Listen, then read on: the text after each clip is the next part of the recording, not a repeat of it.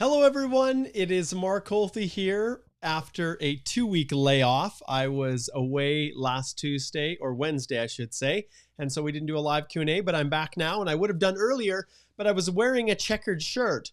And apparently the live videos do not like any patterns in your shirts because it looked like there was all these waves going around. So I had to quickly grab another shirt and change, and I'm back and I'm ready. And it's good to have all of you here. I know that lots of people are wondering, is Mark going live again?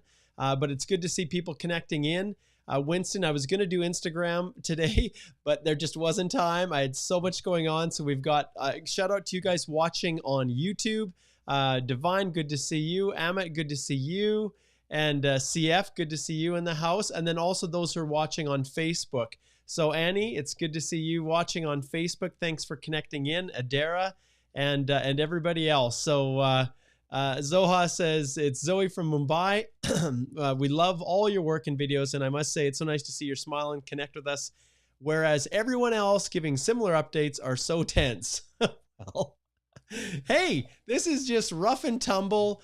I hope that the substantive portions of this override the lack of form and how the production value on these is not spectacular, but it's we do the best we can, right? That's what we do. So Nisha, good to see you as well. And those of you who are posting your questions, we'll definitely get to those in a little bit. It's great to see you as well, Neha, and we've got Muhammad as well from Pakistan. Let's see who else. We've got Anastasia. Good to see you. Bornstein, thanks for connecting in. And Kartik, love from Toronto. And I'll bet all of you folks that are in Toronto are pretty happy if you're hockey fans. Toronto just went up 3-2 on Tampa Bay yesterday. So those who are in Toronto, I bet there's lots of celebration so far, and hopefully they can take one more win and advance in the hockey playoffs, the NHL. If you do not know hockey and the NHL, well, you better get used to it if you're looking to immigrate to Canada, because this is where the excitement is, especially in the spring.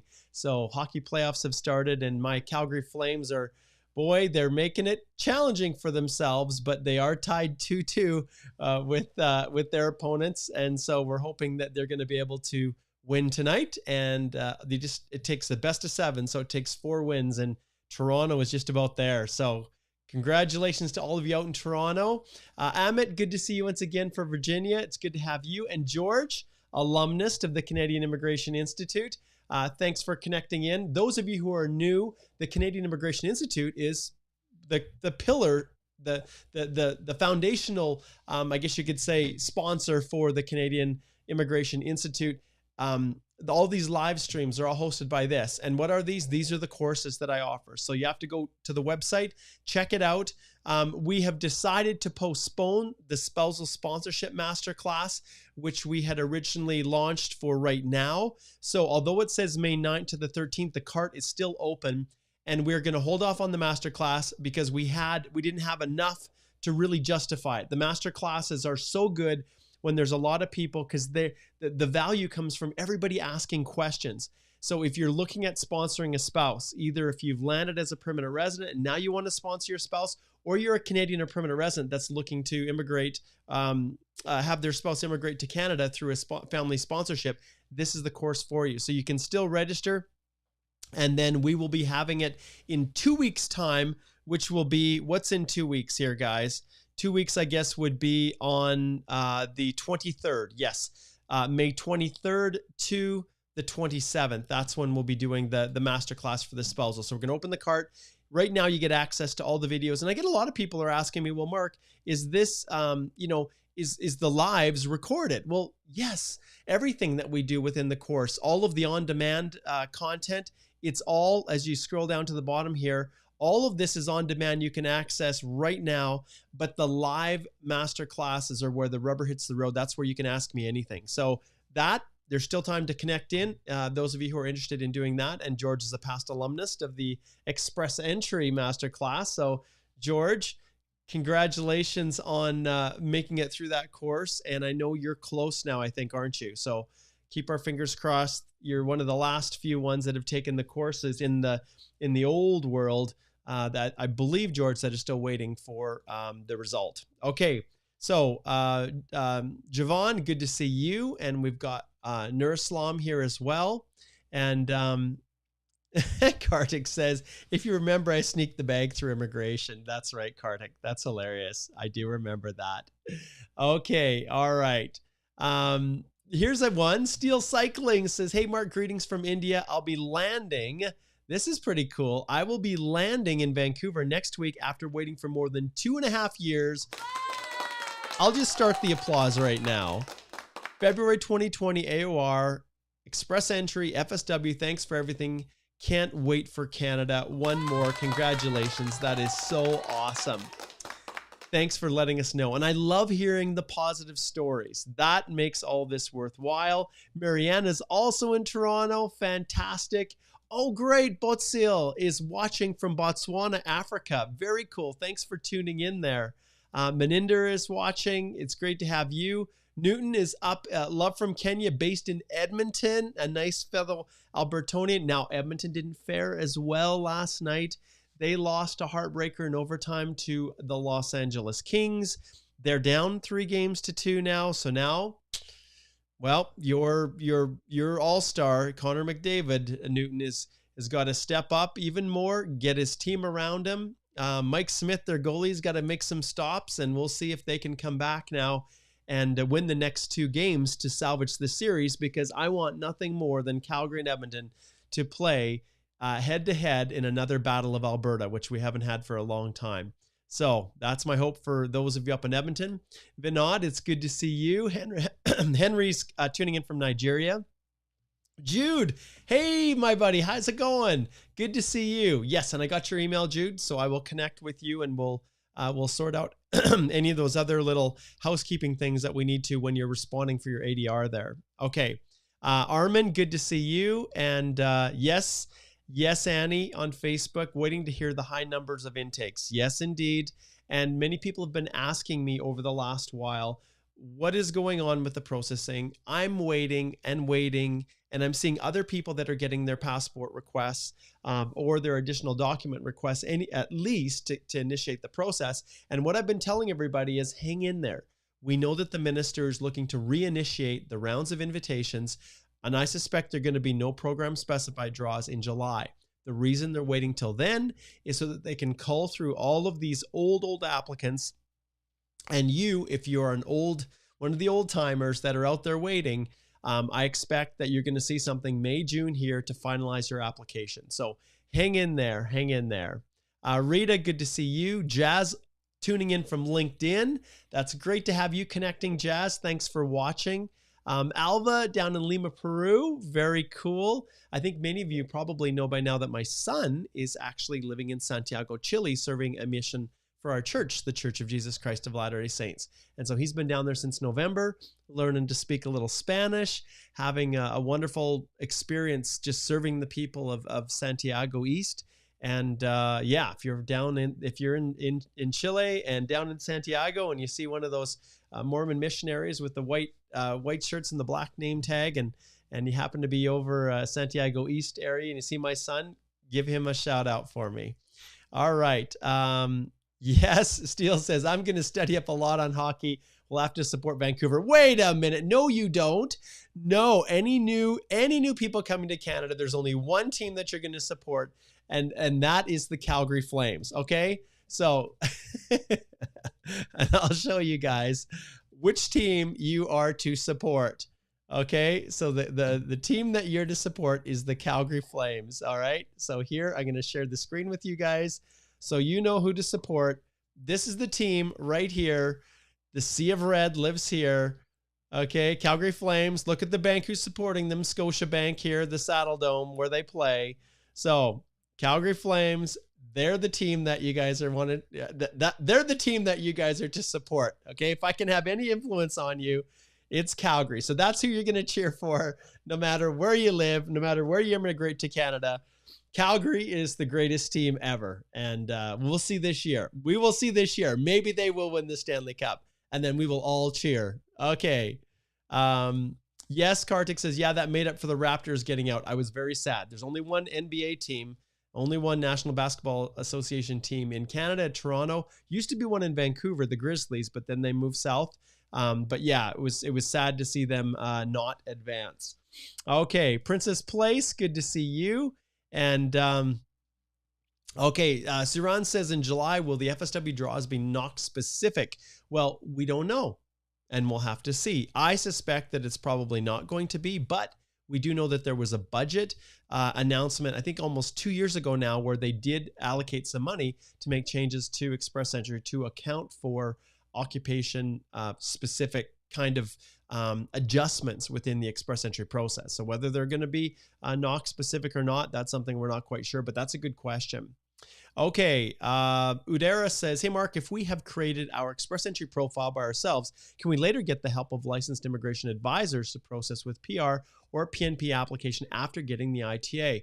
Udera, this is a great question. And I'll be honest, many of our clients that retain us for our collaborative review process, and if you go to our website and you go to our approach right here, and you open it up, you will see that our process is ideally situated to work with individuals just like you in a collaborative way where you maintain control of the application, where we help you, walk you through every single step of the process. All of that is really optimized to help people just like you, Udera. So go to our site and click on Speak to a Lawyer and book a consultation with myself or one of the lawyers in the firm. And the cool thing is we've got a new lawyer that's going to be joining us, and you'll be learning a little bit more about him in the coming weeks here. I'm going to talk with him right after the live stream here and confirm things. But we have a new lawyer that's going to be joining the firm, and I'm excited about that. But go, Udera, we are ideally situated to do just this. So any of you who think, oh, Mark just gives, information, we are immigration lawyers, Canadian immigration lawyers, based across Alberta, Ontario, and the new lawyer that we hire is going to be outside of North America, but still a Canadian licensed immigration lawyer. And so, Udera, I'd love to work with you and help you. We do this all the time with our clients, and this is really what you've described here is 100% in our wheelhouse. This is exactly what we do. So I'd love to work with you, Udera. So slide over to holthelaw.com. There should be a link in the description, and book a consult. That all starts there, and then we go from there. Okay, Amit says, good morning, Mark. Can we accept Express Entry invitations after submitting a demande de sélection permanente for CSQ from Quebec? Amit, this is one of the most challenging areas. When you are applying to any of the programs in Quebec, you are supposed to demonstrate an intention to live inside Quebec.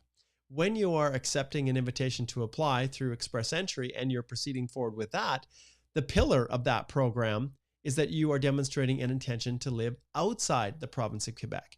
So can you imagine if you have both of those in the queue? You are demonstrating, or must be, you're requested to demonstrate an intention or indicate an intention to do something that's diametrically opposed. One is to live in Quebec, the other is to live outside. And when you have a formal application where you've attested, yes, I'm going to do A or B, that's when you're going to run into a problem, Amit, and it's going to be extremely difficult for you to reconcile that. Now, like always, book a consultation and we can take a look at it and see what options might be available. Nothing is off the table, but it becomes really challenging to demonstrate that intention. I just did a presentation to the Quebec immigration lawyers with the Provincial Canadian Bar Association section for Quebec. I just did that, I guess it was yesterday, and we talked about Express Entry, and this is something that came up. So Amit, yeah, I encourage you to slide over to our website and book a consultation with myself or Chanel or Alicia right now, and we would be happy to help you navigate your way through and at least explain some of the pitfalls and dangers of trying to do both at the same time. Okay. All right. Okay. Next question is from Anastasia.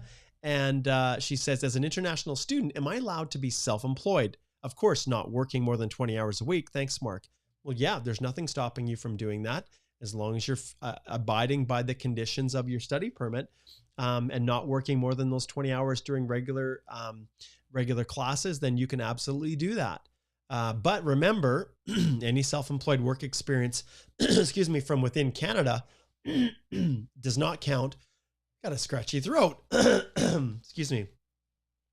Does not count for the purposes of the Canadian experience class. So if you are trying to, to claim points for that, and once you start going down that path, once you get your post-grad work permit, let's say your self-employed work experience is really doing well financially, and you're like, wow, this is great. The business has taken off. I'm doing well. Well, it's not going to help you as you transition to PR through express entry. It'll actually kind of undermine what you're doing because you won't be able to count that experience. So keep that in mind. Once again, Anastasia, if you want to dive deep into this, we book a consultant and speak with me. Okay, Kizer Abbas, it's good to see you.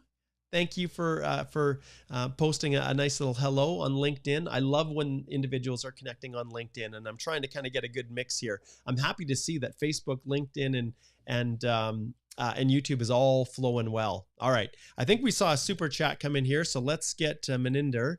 So Maninder says, is an LMIA required for Alberta Accelerated Tech Pathway, or I can apply with full-time job offer only? I'm in India right now.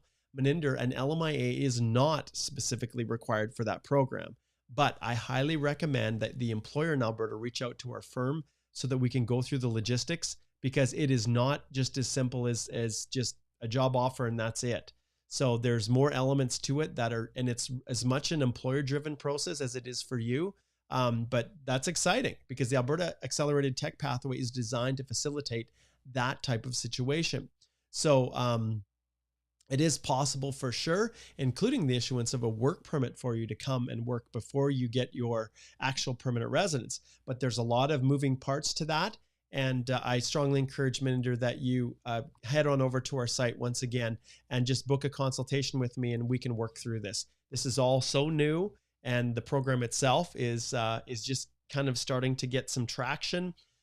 We are still waiting to see who the new acting director. Well, we know I had a meeting with the current acting director, and hopefully he is the one that takes over the reins for the Alberta Immigrant Nominee Program. I had a meeting with him just a couple days almost after the tech pilot was announced, and so I had a good conversation with him.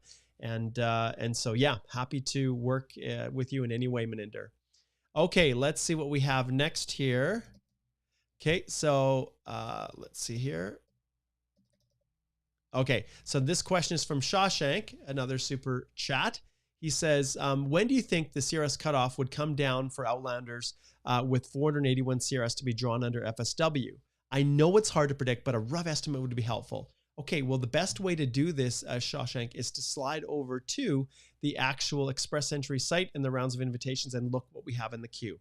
So I think today we're going to see another PNP. So we know the last one that was issued was April the 27th. We're the 11th today. And so based on the pattern of what we've seen in the past, it's likely there's going to be another PNP draw probably today. We'll see, probably right around the same range. And when we look at the candidates that are in the pool, this is really where we try to calculate and guess. Okay, if people continue to pile in before, if people try to pile in before we actually reach July, and so everybody's getting queued up, which I have to assume that's going to be the case, you can see how many people are above. So let's just, now there's people that have over 600 that don't have a nomination. It's possible. You have an executive with an LMIA-based work permit that is, well, that's a 00 knock. There's 200 extra points. And so it's entirely possible that some of these are not PNP only. But generally speaking, you can see 500, from 500 to 600, there's over 6,000. There we go. I think you can hear me now. There's over 6,577 candidates that are sitting in the pool right now. And if they do a no program specified draw, well, that all of those are potentially going to be in the first round. So I think the first draws are definitely going to be over 500 when they do it. That's for sure. Then if you slide down here, you can see we've got between 490 and 500. We have another 3,498. And those alone, depending upon the numbers, could be sufficient to do a draw. So if they were doing 3,000, 3,500, 4,000 or 5,000 draws, you can see that it would take to flush this out, and even above 490 would probably take at least 2 or 3 draws. Then we drop down to your range, 481 to 490. You can see there's over almost 7,000. So I think if based on the rounds, and let's go back and take a look here. We're going to go to the previous rounds, and then what we're going to do is we are going to sort, see if we can sort it by program here. So you can see the last Canadian experience class was September the 14th. And you can see the numbers that they were doing were around 3,000, 2,000. Before that, the highest that they had got up to in terms of invitations was 6,000, which is also consistent. If we scroll down to, you can see the past federal skilled trades. If we scroll back to the last one for the no program specified, which was December, the high point was about 5,000 that they were doing at a time. So I suspect that if they open it up again, it's probably going to be in about that range, anywhere from about 3,500 to about 5,000. And so if we go back and we look at the previous totals and the distribution of candidates in the pool right now, you can see that it's probably going to be, 5,000, another 3,000, another 6, 12. You've got 16, 17. It could very well be 6 draws or 5 draws if they continue the pattern before it would start to drop down into the 481 range. So, if it's July and they do it every 2 weeks roughly, Shawshank, so July is 2, August is 4, September is 6, October, maybe it could even be into October. And this is all speculation. They could choose to do a big draw of like 7,000 maybe. But I think probably September, October, it would be the guess. All right. So hopefully that one was helpful for you. Okay. We've got a couple more supers that have been coming in here. Let's see here. So this one is no name. I love this. If my previous employer where I worked 5 months in a NOC-B refuses to provide experience letter, will my pay stub and offer letter, which had mentioned supervisor's position in it, work? If not, what other documents? No name. This is exactly what I cover in the Express Entry course right here. So we just completed one and another one's going to be coming up shortly. But this Express Entry course, one of the things that we cover in the course itself, as we scroll down here, I have individual master, within the master classes, I have a whole module devoted to mastering your documents. In there is records of employment. Within here, this records of employment video is a couple things. One is a very detailed video on what to do if you can't get your employer letter, if your employer doesn't cooperate. And I've got a list of a bunch of different things that you can consider depending upon your circumstances. Now, in your case, you're asking, well, will pay stubs in the offer letter, will it suffice? Well, yes, it will. Do you have, I guess the question is, if you're, so worked for 5 months, NOC-B, I can't tell from here if it's inside or outside Canada. Do you have any tax filings? Do you, in some cases, do you have other coworkers or supervisors within the business, or anyone else that can also provide a statutory declaration as to what you did? Are there any other public facing things that confirm your role with the company? All of those things kind of all play a role in this, and it is possible to still get credit for the work. Now, you said that you worked 5 months, NOC-B. If it's in Canada, there's likely more options than if it's outside Canada. But often you're going to rely on anything that's in the public domain that can prove. But it's really situation specific. So once again, I recommend that you book a consult and we can look through that. Remember, if you're outside Canada, you need to meet the minimum FSW continuous full-time skilled paid work for at least 1 year continuous. Then after, you can pull in bits and pieces from other work to maximize your comprehensive ranking system score, which if you're foreign work experience, that's 3 years. So just something to keep in mind. Okay, Gooner Boy says, hey Mark, should I stop working once I apply for visitor record, even if my postgrad work permit expires on June 9th? Please advise the best time to apply for it. So Gooner Boy, no, you do not have to stop just because you applied for the visitor record. You can continue to work until June 9th when your work permit expires. And so when is the best time to apply for a visitor record? Well, it doesn't really matter, I'll be honest. You just need to make sure that you're submitting it before your current status expires. So in other words, if your work permit, your post-grad expiring June 9th, you want to make sure that you apply for that visitor record before it expires. And Alicia and I were talking just yesterday. I'm going to be creating a course, and you'll see that it will be it's going to be queued up right away for people who will be applying for the new 18-month post-grad work permit extension that the minister announced. We're waiting for the details of that to be released. And that course is going to be a very, very detailed course to make sure that you guys don't fall into all of the traps that everybody else fell into with the last one, who lost out on their opportunities. And trust me, I got calls all the time from people who screwed up their 18-month application, didn't do it right. They missed the window. They got it refused, and then they were done. There was nothing that they could do. The employer wouldn't support them with an LMIA, and their dream of staying in Canada was gone. And people don't talk about that stuff, but us as immigration lawyers and consultants at times as well receive calls and consultations from people who have made a mistake, a costly mistake. So I know you guys usually don't call me till after. Everybody likes to be DIYers and do things on their own, and immigration makes it look so easy. But it breaks my heart when I have to tell someone that I can't help them. So this time I'm going to be smarter. And I'm actually creating a DIY course, and you watch the Canadian Immigration Institute because it will be displayed right on the main screen. I'll also do a live stream all about it. But watch on the Canadian Immigration Institute page, CanadianImmigrationInstitute.com. And right on our website here, you will see a link to the new post-grad work permit 18-month extension pilot.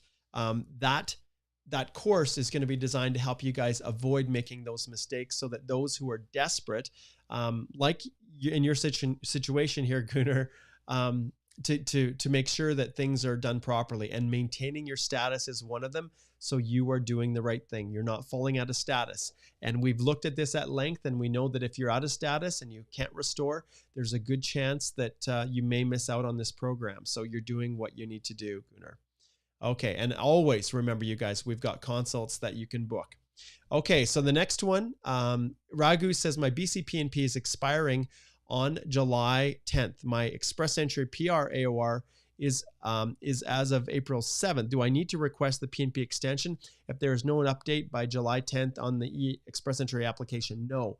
When your nomination is valid at the time in which you file your application for permanent residence, in this case, your express entry EAPR, it locks in the nomination. So it doesn't matter if that nomination certificate expires. As long as you've submitted, and it looks like you've got your acknowledgement of receipt in April. So there's not an issue with your PNP certificate expiring in July because it's locked in. It works that same way with labor market impact assessments that are valid. Now, they've extended the validity of those up to 18 months now, which it was only 6 months before. And often people would file their work permit. And heck, if you're applying from India, let's see, I'm curious, where are we at with these crazy processing times? Let's take a look right now. So IRCC processing times, I'm curious, India is like my barometer. Has it improved at all within India? So we'll go here, we'll open up the work permit from outside Canada. Then we'll just jump down here to India. Let's see what the damage is. Well, what was it? 52 weeks before? It's down to 50 weeks. And it was just updated when? Just now, hot off the press, May 11th. So you can imagine if you have an LMIA that's been approved and you apply for a work permit, well, the decision on that work permit is not going to happen until well after the LMIA expired. Now it's changed with the 18 months if your LMIA is issued for 18 months. But that lengthy period of time, the processing, whether it's the PNP applications through express entry or if it's an LMIA and work permit, it's locked in when you file.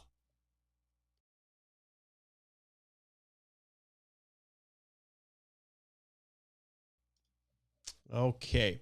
All right. Kartik here says, I just saw my father date of birth is wrong in my study permit application. I guess I should declare it on the post-grad work permit application, but will it be a problem because I want to apply for a tourist visa soon? Kartik, you're just going to correct it. You're going to identify the error on the previous one.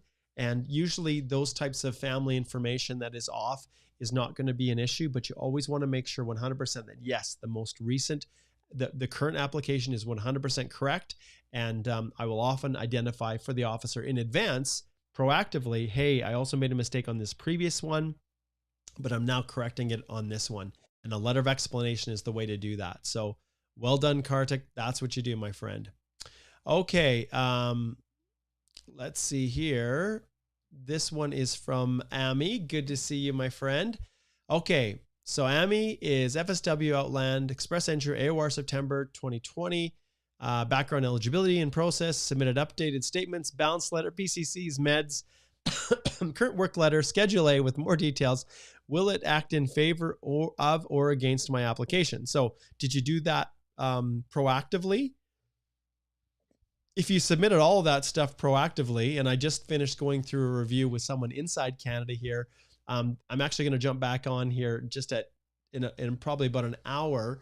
We're going to finalize the uploading of everything that they asked for him and his spouse. There's a lot. That's very, very common. And if you're doing it proactively, Amy, there's no harm in doing that at all. You know, if an officer sees that it's been updated and you have things that are in the file, it could help to remove the need for it. Now, if there's two boats passing in the night, in other words, you've submitted it, but it's not yet been added into your file, and then the officer gives you a request. Often those requests will be to upload it through your MyCIC portal.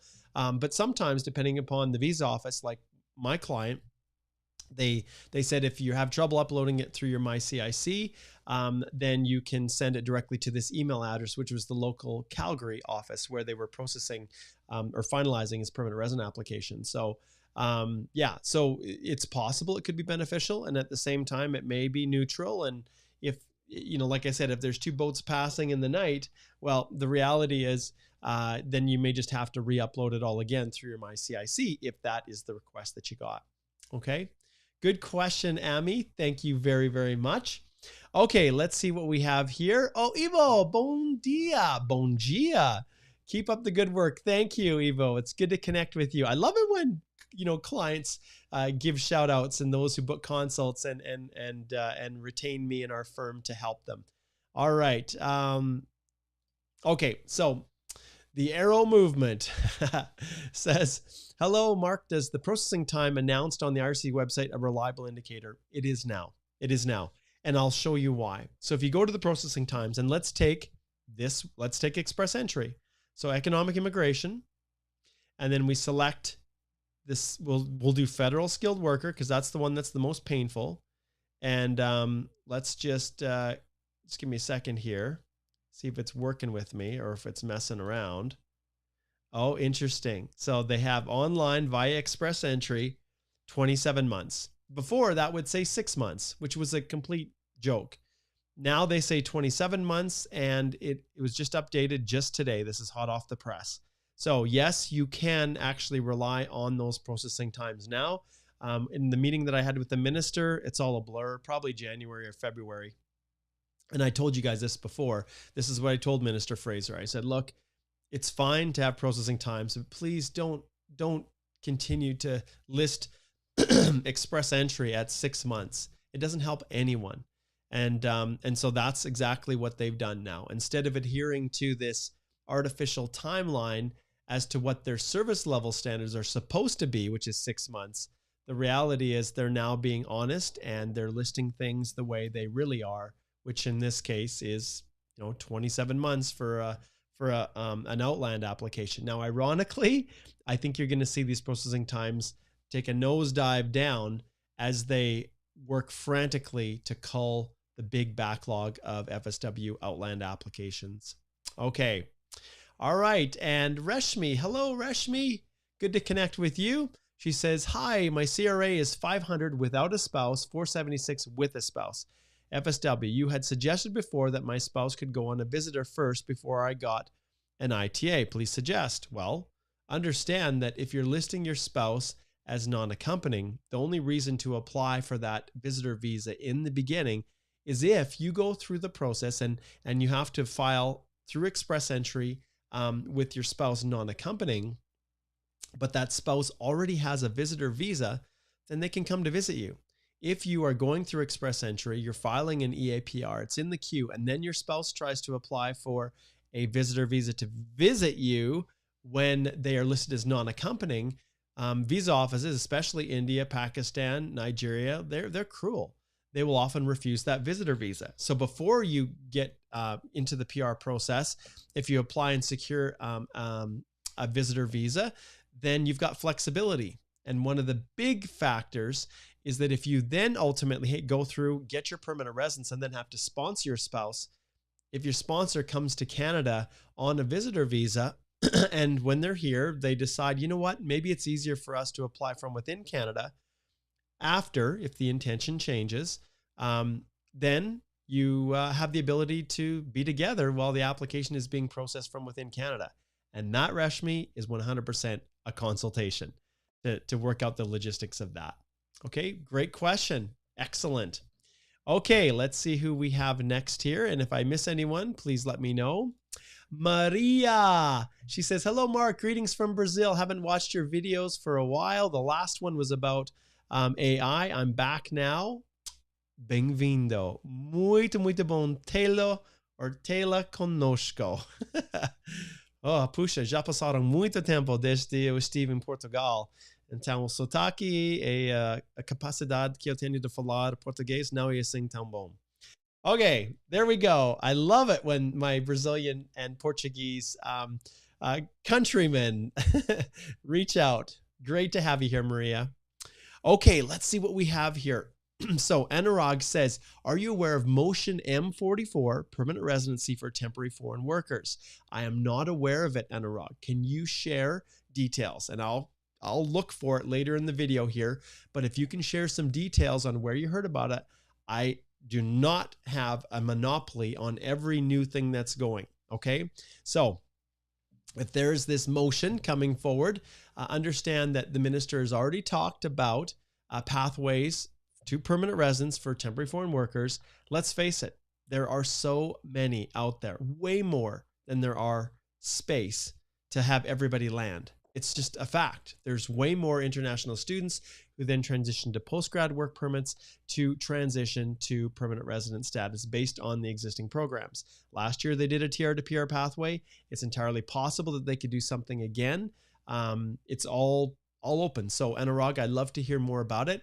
And if you guys, any of you out there have any information or news or anything like that that you'd like to share with me, all you have to do is send an email to Mark@Canadian Immigration Institute right here with your news tip or whatever. And I would be happy to give you, Anurag or whoever, a shout out and include you in one of my recent news updates or one of my upcoming news updates. So Anurag, I look forward to hearing, if you've got some more details you can share with us. Okay.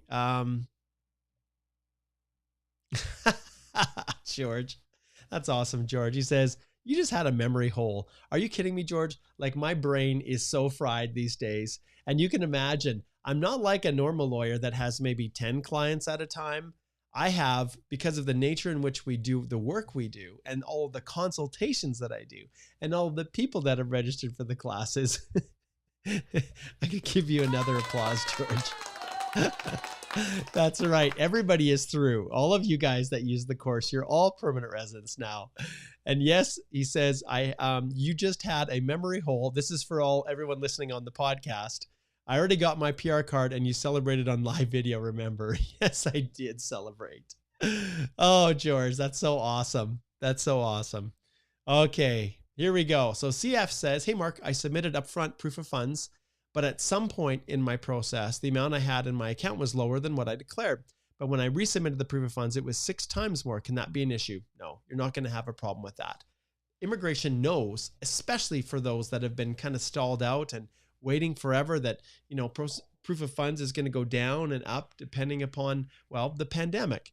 But as long as it was accurate in your account when you filed your EAPR and you submitted your proof of funds, and at any point in time when they want proof that you still have those funds, which could be an ADR request.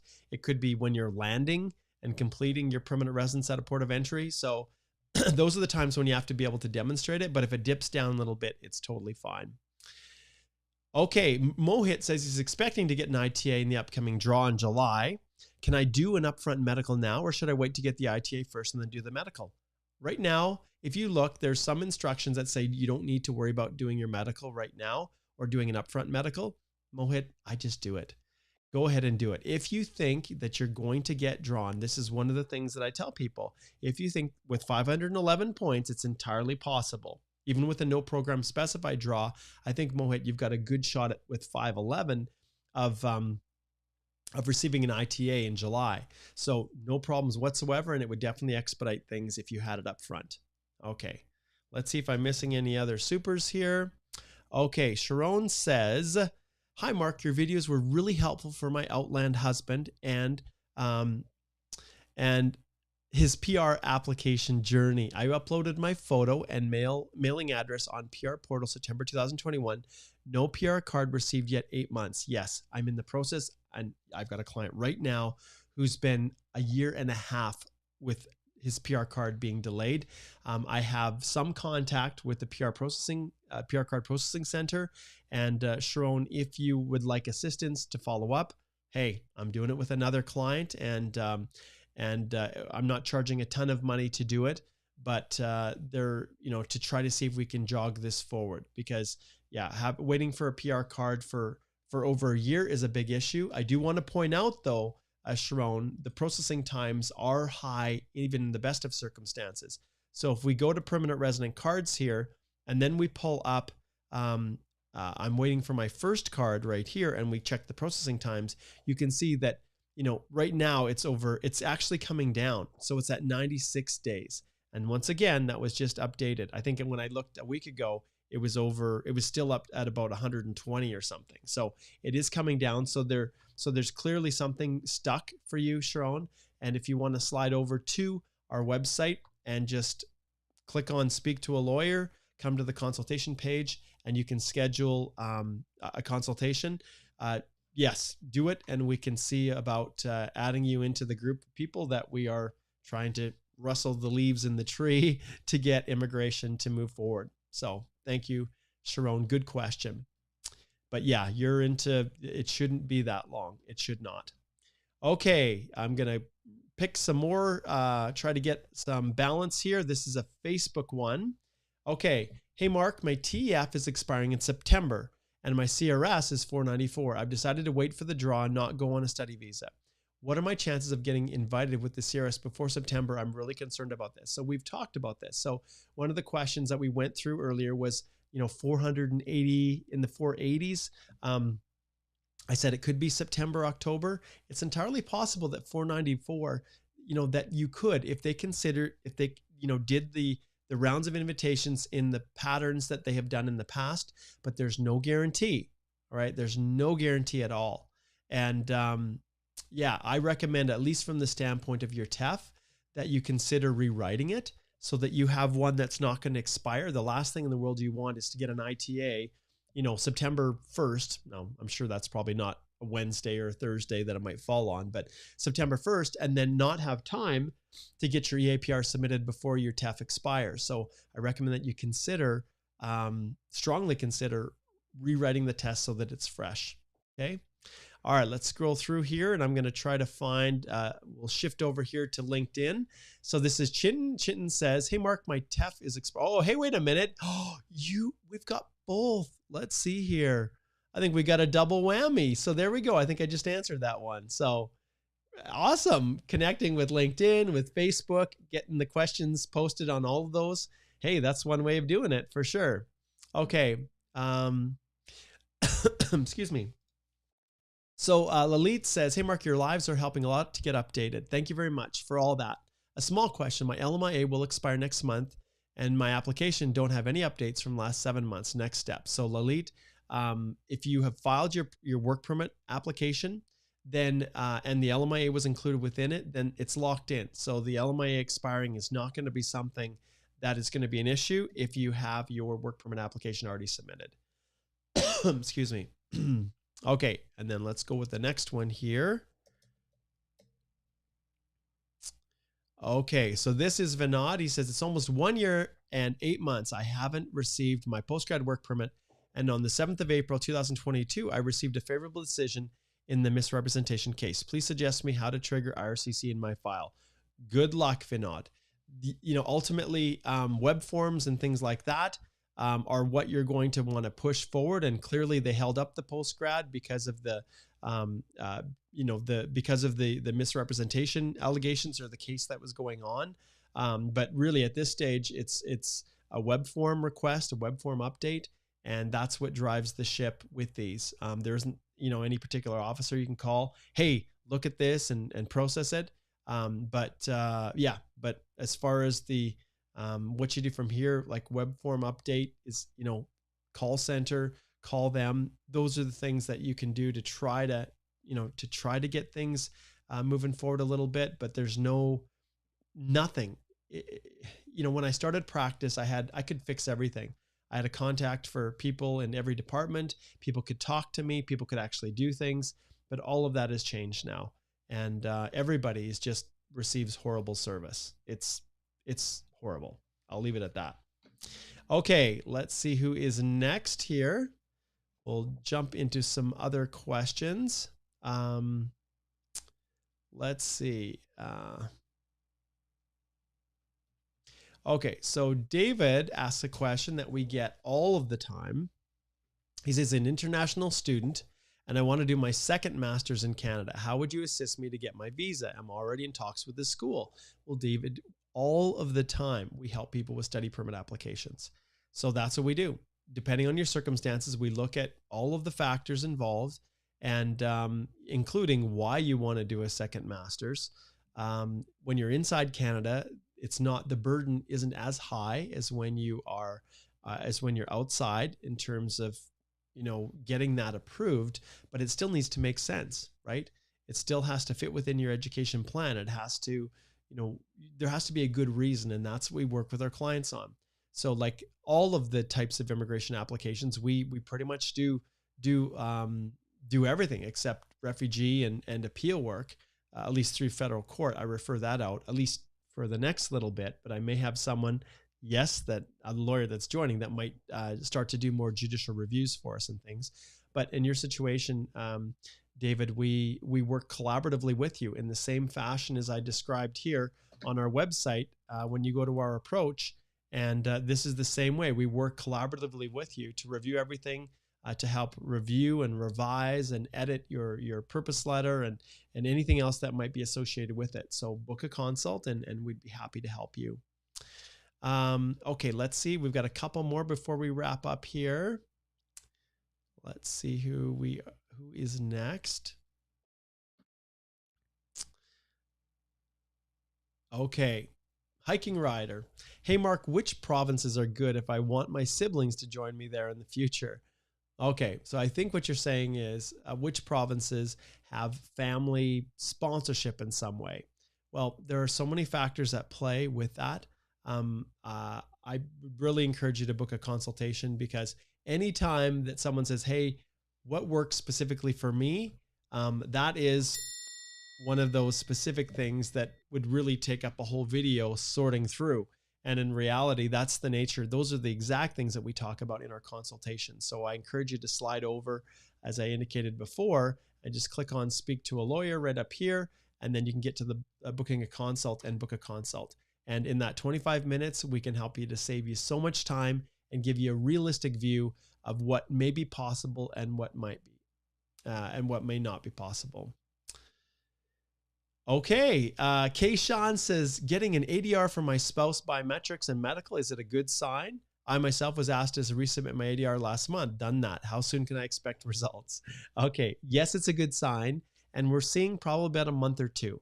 So a month or two, because like I said, they're trying to push these things forward. And so if you've already gotten requests and you're moving forward, I suspect probably 1 to 2 months. It could come faster. It definitely could. But my view is that within, up until like July is when they want to try to cull through as many of these as possible. Okay. Okay. Farouk Nizam says, good afternoon. How much do you charge for a study visa application for a single applicant? All right. Well, if we go over here to our website, right on our website, we have our legal fees. And in here, if you scroll down, you'll see that we have here study permits, and we charge $2,000 Canadian plus 5% GST. But understand that this isn't just some hokey fill out our questionnaire. We'll prepare the forms and submit them for you. It is not like that at all. Definitely go to our approach, review how it works. You drive the ship on the application, but you work directly with one of our immigration lawyers, myself, Alicia Chanel, or the new lawyer that's going to be joining us. And so, yeah, so there you go. And everybody can see kind of what those fees are.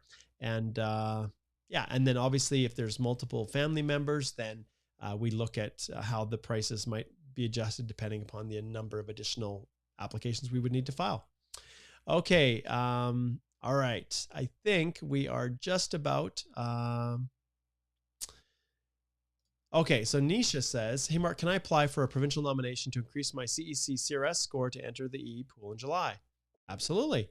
There's nothing stopping you from doing that at all, Nisha. Absolutely. Don't hesitate to do that. Every opportunity that you have available for you to increase your scores in any way, shape, or form, you absolutely want to do that. Absolutely. Okay. Nikita asks a question.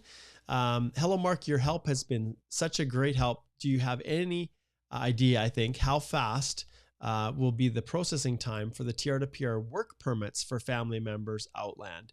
You know, that is a good question. It really depends upon the country. And as you've seen, when we look at the processing times for India, you know, they don't stipulate what type of work permit that is.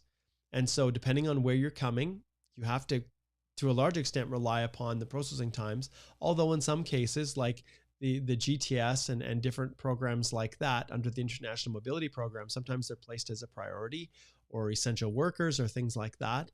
But generally speaking, you can look at the processing times and they're not really work permit specific. So that will give you an idea. Okay, we'll wrap this up here. I'm going to go with one more question.